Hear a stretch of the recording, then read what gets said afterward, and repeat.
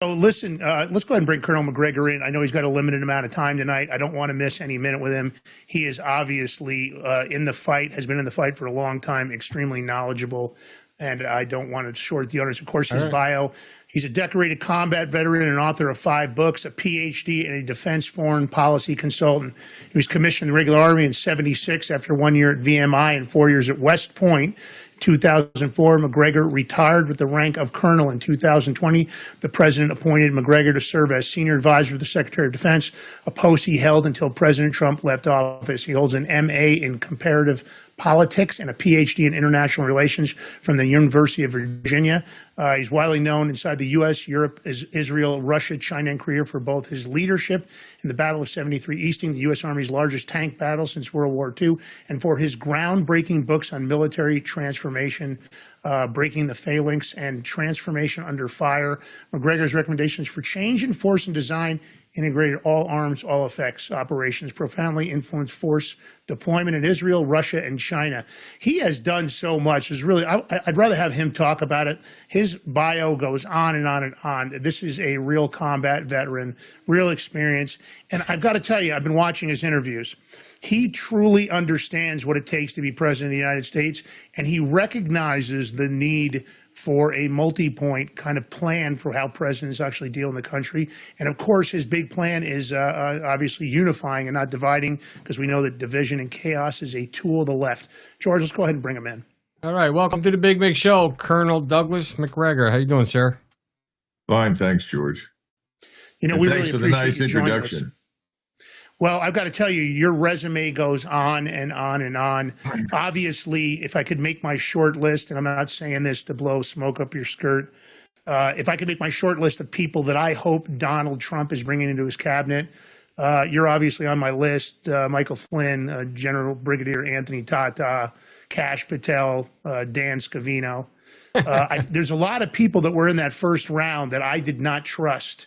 You are not one of them. You're one of the people that I always thought always had the best interest of the country, God, country, family, and always made the effort to go above and beyond, sir. Well, thanks. I think we tried. And unfortunately, I see some of the bad apples that we saw the last time showing back up again near Donald Trump. So I don't know what's going to happen. You know, I have great affection for the president. And I've always felt strongly that if he follows his gut instincts, he'll be fine. The problem is that he was always surrounded by lots of people that did everything they could to distract him from doing what he thought was right. Mm. Yeah. You know, ethically, he has a long history of always doing the right thing. Obviously, the judicial system's been weaponized against him, but his reputation has always been stellar. Some of the circles I ran in New York knew him personally, and they always had positive things to say about him as far as the way he operated on a day-to-day way of life. Of course, that's not what the media's done. They've done an amazing job in undermining and attacking him. You know, I mean, you spent a lot of time about the mainstream media. You know, good Lord. Well, yeah, people like people that live in like Vermont. People that like live in Vermont, maybe, or Washington State. That's true. Yeah, we might as well start lining up those states, the 2 coasts. But I have a question for you. So and I'm going to say, when Trump wins, would you take a position in the administration? Well, obviously, anytime a president of the United States asks you to serve, your predisposition is to say yes. I mean, it's an honor to serve in an administration, and would be a particular honor to serve under Donald Trump. But that depends on a lot of things that, we can't possibly forecast right now. Right. Yeah. You know, the collusion and, the what they're doing. Obviously, we don't have a free and fair election system currently. They've done an amazing job of, obviously controlling the narrative, whether it's on social media or whether it's mainstream media. It comes down from the top to bottom. One of the things that I wanted to talk to you about, because obviously you were never part of this ideology, but a lot of people around the United States are concerned about this woke DEI ideology that's in our military currently. And we feel like they've really undermined our tactical ability because of what they promoted inside of the military. Got any thoughts on that? Well, obviously you're right. It didn't just begin with DEI. We've had a problem with this off and on for decades. You know that Richard Nixon implemented affirmative action as a temporary measure. But like so many other things that start out as being temporary in Washington, they suddenly become a permanent benefit, an unearned benefit, if you will. Mm-hmm. And that was always something that large numbers of soldiers, sergeants, lieutenants, captains, warrant officers did not like. And I think you have to really approach the military to the extent that you're able, and you can never do it completely, but you want to approach everything from the standpoint of meritocratic promotion. In other words, it has to be based on demonstrated character, competence, and intelligence. It doesn't matter what your racial background is or whatever your sexual proclivities might be. And unfortunately, we've now strayed far, far from that. And again, you're never going to get completely rid of cronyism. You always have 4 stars sons, 4 stars son-in-laws, and so forth and so on. That they turn up repeatedly like bad pennies, and there's not a great deal that you can do to completely erase it. But we need to get back to the 80% solution that we had while I was on active duty, which is better than what we have now. And what we have now, as you know, is catastrophic. And when you have the chairman of the Joint Chiefs announce that we have too many white pilots, and everybody smiles and says, "Oh, I guess that's a legitimate concern," you got a problem, because no one should be concerned about what racial makeup the pilot happens to be. It should be whether or not the pilot is competent and gets the job done. As I like to point out, I don't remember anybody during the Second World War, Korea, or Vietnam complaining about too many white pilots. So I find that whole approach offensive and stupid. Agreed.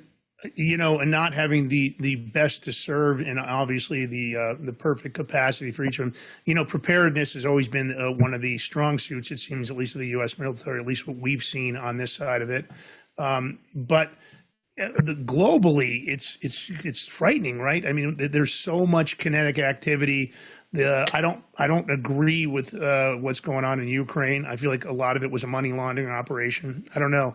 What are your thoughts on Ukraine? Because for a lot of the public, we see things and hear things that don't seem to match with what the government is telling us. Well, the first thing to keep in mind is that most of what passes for threat assessments is not very good. And inflating the threat is very important to maintaining this bloated defense budget. And right now, you're spending over $1 trillion a year on national defense. And that's incomprehensible. We can't get our heads around that. We have no idea where all the money goes. We can't even audit the Department of Defense. And every time somebody tries, and there's an attempt to impose some accountability, they are defeated in the attempt. And the argument is, well, we have to keep the money flowing. Well, we've been keeping a lot of money flowing in a lot of directions that are bad directions. You end up building a lot of the wrong material, investing in the wrong equipment, undervaluing human capital and training. We don't recruit very effectively. There are so many problems. It could go on and on and on. It seems to have just gotten worse.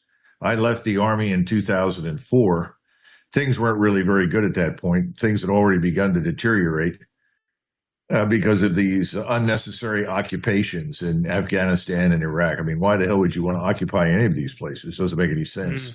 And the notion that you're going to transform the people that live there into good little Anglo-Saxon Democrats was, of course, absurd. Never made any sense. And nobody ever bothered to raise the question, well, wait a minute, what right do we have to dictate how these people should live? What sort of political culture they should have, and so forth and so on. But we've been down this road before. We went down it in Vietnam, and that worked brilliantly, And if you go back and look at the Vietnam War, it's very difficult to find a reason why we ever needed to go to begin with. And if you listen to all the people that were involved, the first comment they say is, well, we really didn't understand the culture. We didn't really know what we were getting into. I listened to General Jack Keane make that same statement. Well, if you didn't know what you were getting into, it's because you chose not to listen to the people that did know what you were getting into. Because there were lots of people, and I was still on active duty, and I helped to plan it back in 2002 and 2003, the advance on Baghdad. And there were lots of people that understood whatever you do, you don't want to stay in this place.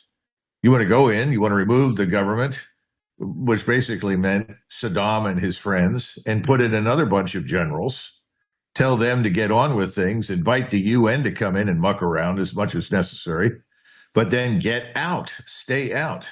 Yeah, I didn't run into anybody in uniform at that point in 2003 that didn't understand that staying there was a mistake. So there's an awful lot of deception and deceit that goes on. And they act like, well, we just didn't know. Well, I think they did, but they chose to do what was wrong anyway for various reasons. And then look at the people that became wealthy. I can put you in a car and drive you around McLean, Virginia, Great Falls, Virginia, Potomac, Maryland, and find out who lives in all these magnificent mansions, all these retired 4-stars and 3-stars and SESs and, congressmen and bureaucrats. It's, the 7 richest counties in the United States surround Washington, D.C. Come on, wake up, smell the coffee. This is graft on a scale that we have never seen in the history of the United States. And by the way, we've had plenty of graft. I mean, you go back to the Civil War, we went through a lot of crap over corruption. It was terrible. And it persisted afterwards, but it was on a very modest level compared with what you have going on in Washington today. So if you step forward and say, no, wait a minute, as President Trump just said very recently, in fact, I sent out a tweet, paying tribute to President Trump because he said, the Russians and the Chinese really aren't our enemies. And I can deal with them. We can make things work. We can do business. Well, no kidding. He's absolutely right. Mm-hmm. And that got, I think, 1.3 million views. I said, this is exactly right. And he should get the next Nobel Peace Prize, put an end to all this nonsense. But if you do that inside the Beltway, you're going to be crucified because you absolutely must have all these ridiculous threats. And again, the other thing is that everybody pays lip service to, well, warfare has changed. Yeah, warfare is always changing, but the structure hasn't changed. We still do business the way we've always done business. We're still organized to refight World War II. We're still producing the same kinds of equipment sets. I mean, I could go on and on and on. I mean, look at all your aircraft carrier battle groups.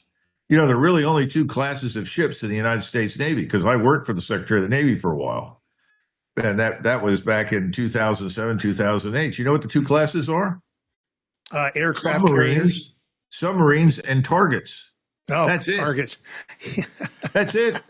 Come on. Yeah. We just had a Russian sub that came up in the middle of one of our carrier battle groups. That's not unusual. We've done the same thing to the Chinese. The Chinese have done it to us. Every time you hold a major exercise at sea that involves submarines and surface vessels, the whole thing ends when all the surface combatants are sunk. I mean, things have changed. You're damn right they have. Space-based surveillance is everything. I see you interviewed Eric Prince, and I was with him and a group of 70 of his best friends. Mm-hmm. And they asked me to come in and speak at the end of an exercise that Eric was running out at his home in Middleburg, Virginia. And the thing I said to them that really sort of surprised certain people was, I said, you realize that what we have today that's changed everything is this thing called persistent surveillance. You have so many different platforms in space, in the air. You have sensors in the sea, in the seabed, everywhere. You're not going to have a battle of the bulge. You understand? You're not going to have it. You can't get away with it. And that changes also the way you fight, because as we've seen in Ukraine, once the Russians got organized, they set up a strategic defense, they built up their force, and what did they do? They linked all the overhead surveillance, intelligence, reconnaissance platforms with massive strike weapons, all sorts of artillery, rockets, missiles, tactical ballistic missiles. And what's happened? We have 600,000 dead Ukrainians. Mm-hmm. Well, what didn't they get? Well, they had brilliant advice from all these retired Army generals and active duty Army generals and Marines telling them how to fight. The NATO way, according to NATO doctrine.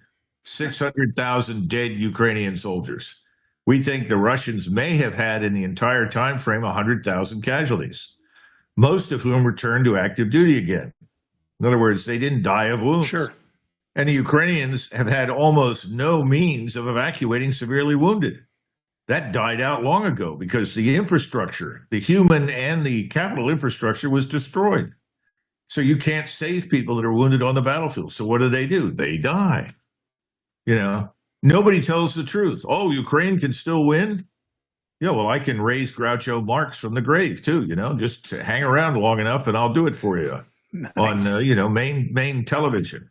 I mean, this is crazy. We need to learn from what we're watching right now because it does change things. And we got to get into the game. I don't think we are. What happens is that people from Raytheon and Northrop Grumman, Lockheed Martin, and all these places, along with 4-stars and retired and active, walk in and say, Congressman, we need to spend this money. Okay, $200 billion will get us over the hump. What's in it for the $200 billion? Where's it going? Where does it show up? We used to have this statement about nothing's too good for the soldiers, and that's what they get. I hate to be blunt. When I was working for the Secretary of the Navy, let me tell you something. I think the American public wants blunt. I think that's why people appreciate you and several of the other names I ran by you before. It's because they want blunt. We're tired of the stories. I mean, the narrative's controlled. The military-industrial complex is doing an incredible job of obviously compromising our executive branch of government.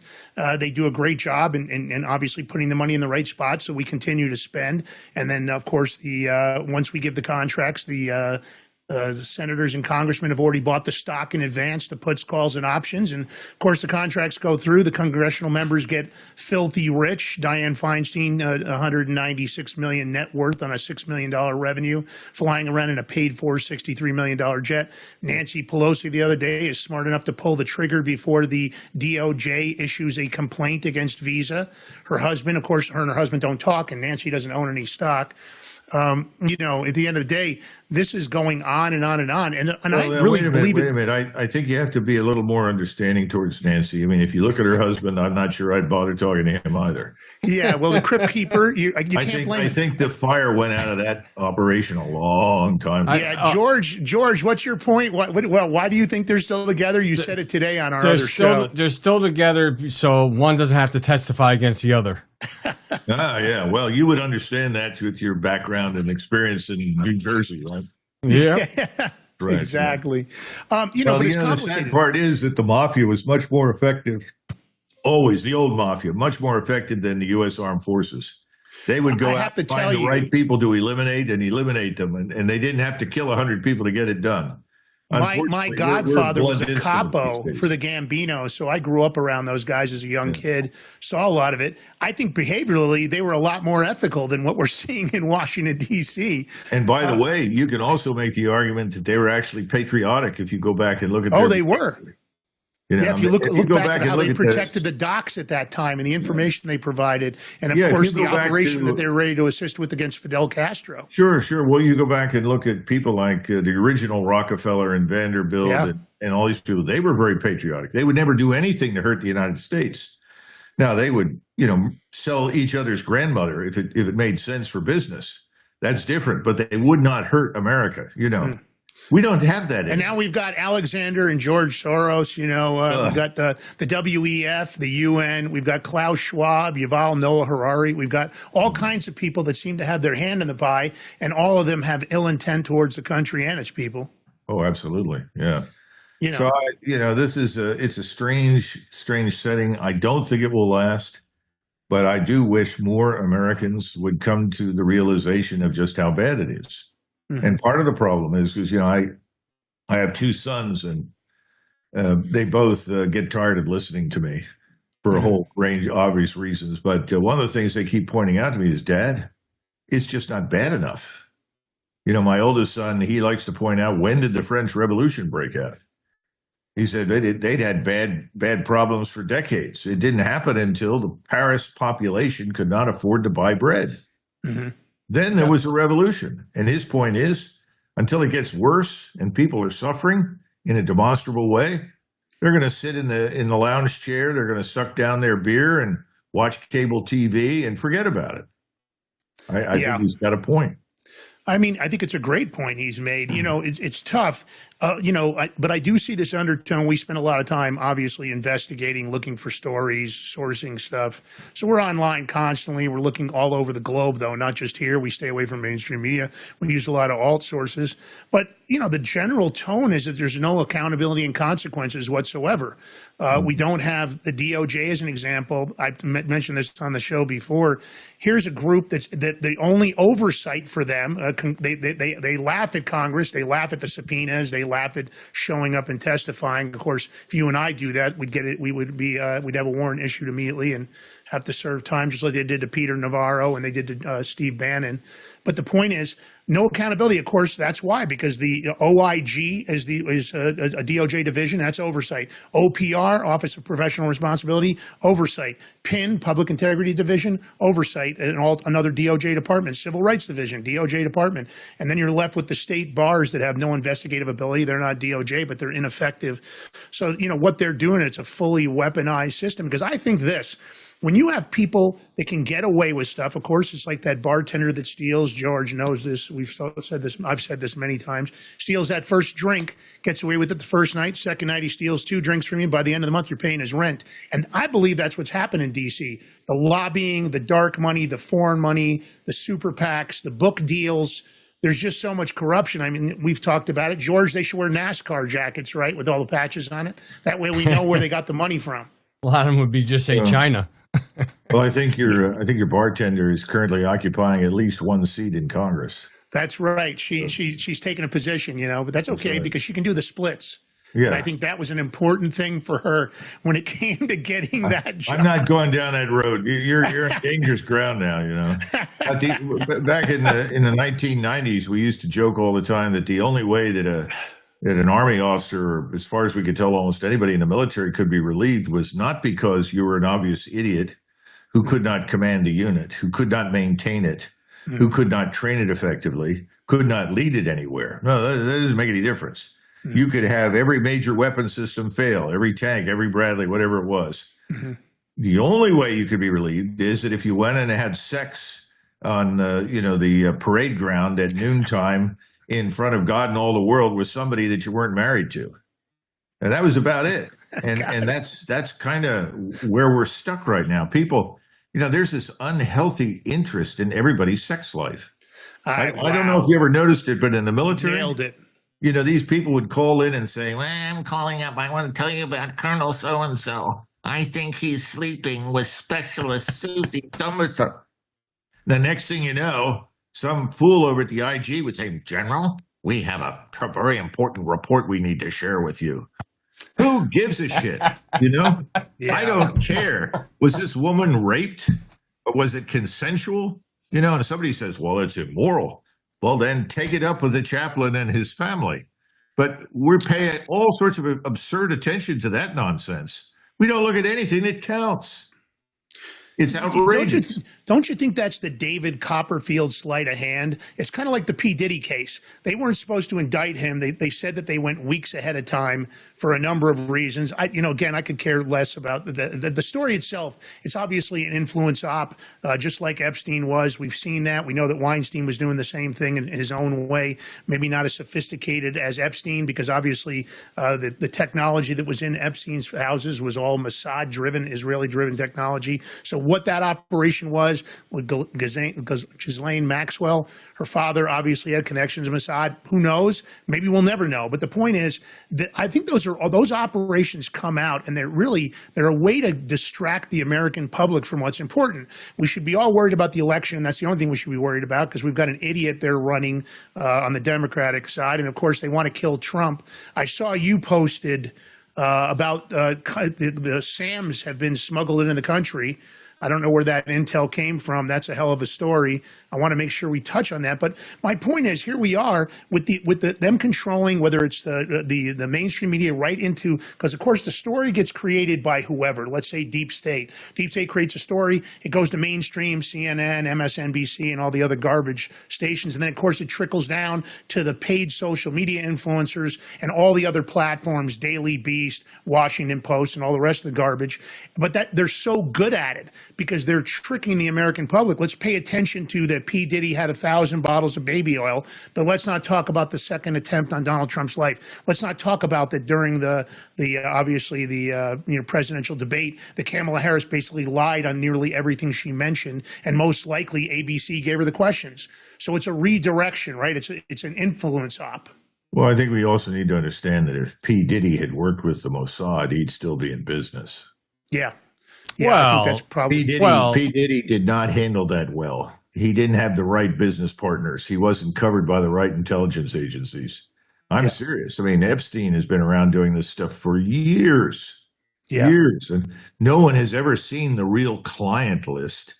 I just want to get to all those, videotapes and so identify everybody in Washington, D.C. who's on every videotape. I mean, flying on that airplane, good God, who knows what went on in that place.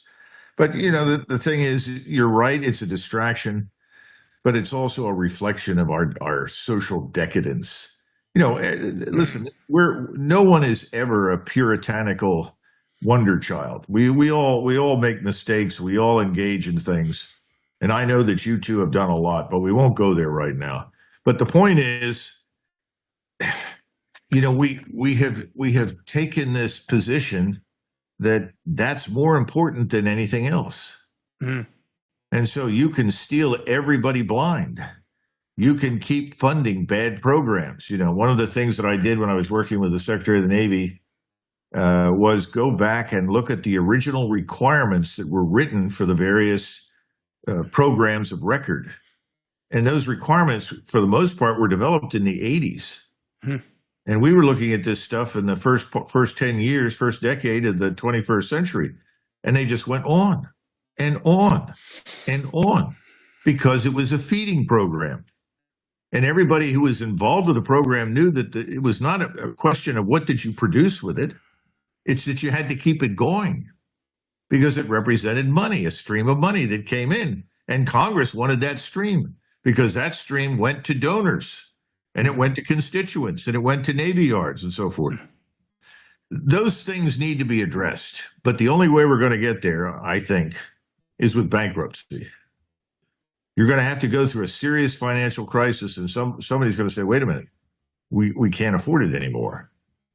Then I think we might get somewhere. Now, there's another way that you could get through this too. And I don't want to see that happen. And that is that if we are severely embarrassed by a major military defeat that we can't conceal from the American public. Mm. Because you and I know Vietnam was a lost war. Oh, yeah. I'm tired of listening to all these people that say, well, we won every battle. Well, first of all, that's crap, okay? The same thing. We won every battle in Afghanistan. We won every battle. Wait a minute. It's a catastrophe. It was a huge failure, a strategic failure. There are a lot of people involved in that. Nobody will talk about it. Nobody will cover it. So everybody passes over it. Look at the withdrawal from Afghanistan. Everybody was upset with that disaster. And, I love Donald Trump. But those generals that were responsible for that, he appointed them. They were his generals.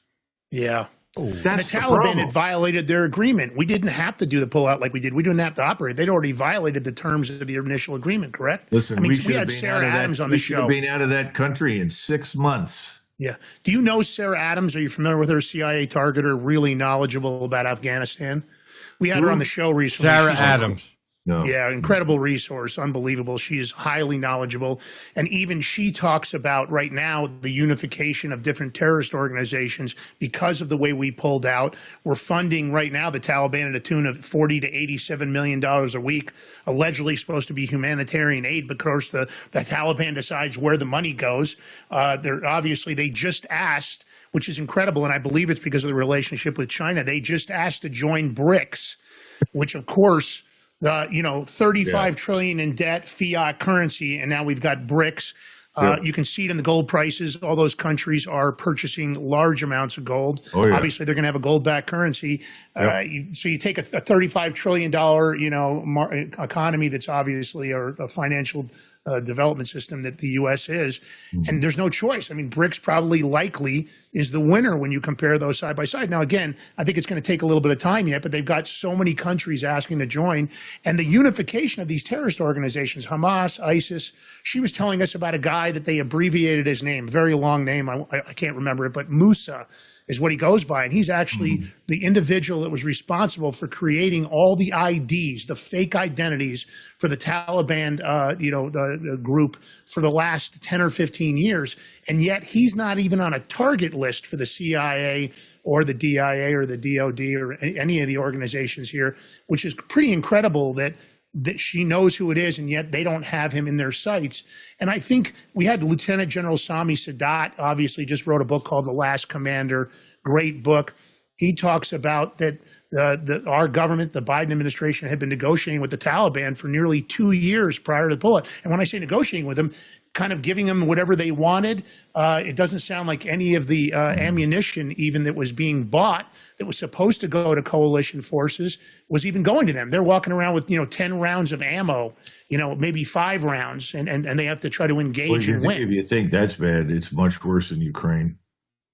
The Ukrainians are reselling our weapons to all sorts of horrible people. Oh, yeah, it's on the dark web. You can go buy them right now. We've done investigation on the dark web, and I have a source that has been dealing with the cartels that I talk to once in a while. He's been a service guy for them for years, deals with all the organizations, and he said he went to a meeting that occurred between 4 of the leaders of the different cartels. They've been organizing on how they divide up this windfall they've had at the border. And he said it looked like special forces. They had brand new vehicles, APVs from South Africa. They had all kinds of military armament that looked like U.S. Military, including the quad mono goggles, Harris radios. Right now, this administration just agreed to give Israel $8.7 billion, and they're giving Ukraine $8 billion. It's almost $17 billion. Where's this money coming from? They printed it? Well, I think a lot of it's being printed. The question is, where does it all go? And we know that a lot of it disappears into all sorts of bank accounts and black holes. And, I think the only solution to most of this is to cut the money off. And that's what I was saying about bankruptcy.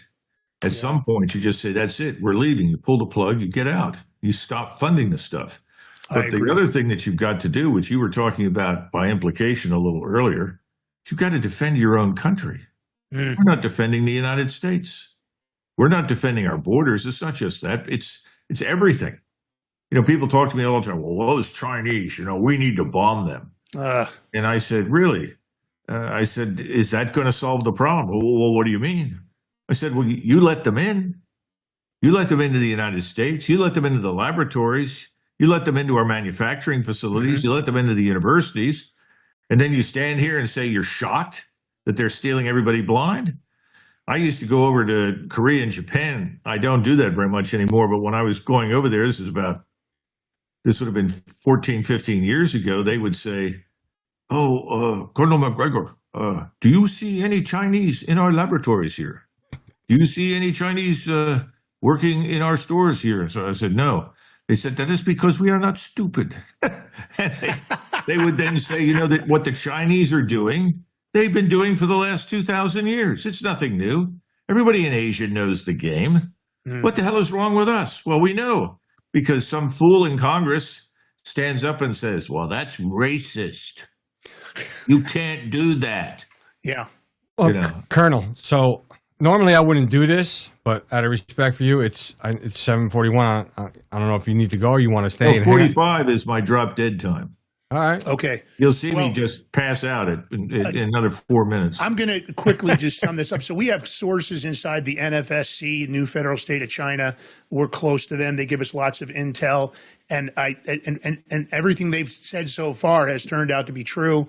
At the end of the day, they say there's 8 different divisions of Chinese that have come into the country from 8 different military divisions. Of course, they're spread out across the country. They're staying in safe houses on a lot of the farmland, obviously next to sensitive military targets around the United States.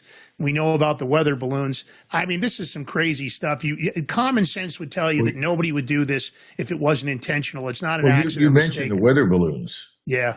they were weather balloons. Mm-hmm. You get it? There was the Chinese don't need a balloon to spy on us. They have these things called satellites. Yeah, of course. And their technology is as good as ours. I've heard all this stuff about, well, these military-age men. Well, I can tell you one thing, that large numbers of them are wanted by the Chinese police authorities. Mm. And nobody ever bothers to bring that up. The Chinese have actually approached us and said, we'd like you to send a lot of these people back so we can prosecute them and jail them. Mm. China has a huge, huge problem with all sorts of corruption and criminality that flows from corruption. They're not a violent people, but they'll steal everything and they'll cheat and they'll lie and they'll misrepresent till the cows come home. I'm not really worried about that. What I'm much more concerned about is something you mentioned earlier. You talked about these surface-to-air missiles. Mm-hmm. We have a lot of Islamist elements inside the United States from various countries. We don't know where they all are. We don't know what they've all got, but we also know that the drug cartels have cooperated with them. Mm-hmm. Now, the Chinese provide a lot of the ingredients for fentanyl and other drugs, which are all put together and cooked up in Mexico. Mm-hmm. But that's not personal. They do that anywhere they can. It has nothing to do with us. But the drug cartels are very, very closely aligned with organized crime, and they're very closely aligned with terrorism, particularly Islamist terrorism. And I don't know what's going to happen in the Middle East, but I've been waiting around for terrible things to occur inside the country. Mm-hmm. And then everyone's going to be furious and say, well, how could this possibly happen? Yeah. And then you have to ask, where were you when somebody stood up and said, we have to close the border? Where were you when somebody said, halt immigration? Remember when Trump talked about stopping immigration? I think he said something about shithole countries. Yes. A few other things like that. Yeah. And you know what? He was right. He's right. I mean, he nailed it. I hate to be blunt, but that's the way it is. It's true. Have you seen what El Salvador did? The president of El Salvador? We all know how bad that country was, rampant with gangs. The president built these prisons, and all the gangs and murderers, put them in there. Now it's beautiful, it's safe, it's thriving back again. All because he had the guts to actually do something about it. Yeah. But I think that's harsh. I think that's inhuman. And they need to have the opportunity to reform and rejoin society. Yeah. Every time I hear that, I want just give me a machine gun quickly. Well, get rid of these people. An industrial wood chipper could come in handy for that situation. Yeah, so look at Maduro. Maduro emptied out his prisons and sent them all over here. And then we got like in Aurora, Colorado, they took over 3 apartment buildings, like New Jack City. Well, look at all the young women that have been raped and murdered, gang raped in public and everything else. They get on the cell phone and call all their friends to come over. This sort of thing, it shouldn't happen, but it's going on. And we're not the only ones. You go to Western Europe, you see the same stupidity in Sweden, France, and England. Germany's very bad. At least Maloney now is saying, no, I don't want to do this anymore, and is trying to crack down. But this is insanity. We are on a path to suicide. We've been on it for a long time. But fighting in all of these places that, frankly, are of marginal interest to us is not the answer. We need to bring forces back. First of all, we need to retrench. We really need to change our recruiting. We've got to get much better people in than we're getting. We still get good people, don't get me wrong, but we need I try to tell people all the time, the best soldier is smart, intelligent. The less you have to tell him what to do, the better soldier he is. And I've actually had people say, I thought you just wanted to have people that did what they were told. I mean, it's absurd. Yeah. We have a lot of things that we need to change, but the first thing we've got to do is we've got to get control of our own country. And you know something, and I got to go, but this is something you guys really ought to explore with your other guests. Mm-hmm. Once we close these borders, it will happen. We shut it down. It's going to happen. And we stop immigration because it has to happen. We have over 52 million people inside this country that weren't even born here. Mm-hmm. And that's an estimate. There's probably more. So we're going to have to shut all this down. When that happens, you're going to cut off the drug cartels from a lot of income. Mm-hmm. You're going to have a war inside this country. And it's not just going to be in big cities. It's going to be all over the country. I never hear anybody talk about being prepared to fight that because it's going to take more than the, Andy Griffith and company to fight it in the local police establishment. Mm-hmm. But we're headed down that road too. We've got to restore the rule of law. Everything has to start here. Yeah. I think that's really well said. Well, listen, we appreciate the time you gave us. We don't want to hold you up and then have, happy life, happy wife, happy life. Well, Lance, we'll just cut it down. We'll just cut it off and we'll just close it out. Yeah. So listen, we're going to see you at Rescue the Republic. Stop by the booth. We'll be there with Rumble. We're excited to be there. Of course, that's this weekend. If you guys like the show, take the short form, the long form. Obviously, do anything you want. We're not going to come after you. We want to expand, unify the country through an education. Colonel Macgregor, thank you so very much, sir, for joining us. We appreciate it. Definitely want to have you back on whenever you feel like it. We'd love to have you on the radio show also. We've got a big radio show we do. So thank you, sir. You have a great night. Hold on, Colonel. You all have a good night. We'll see you tomorrow in D.C. We'll be doing our show. Colonel Macgregor, please pass my regards to Mrs. Macgregor for keeping you late. We apologize. Yeah, I'll tell her that you're a very handsome guy and she needs to meet you. All right. Whatever it takes, sir. God bless.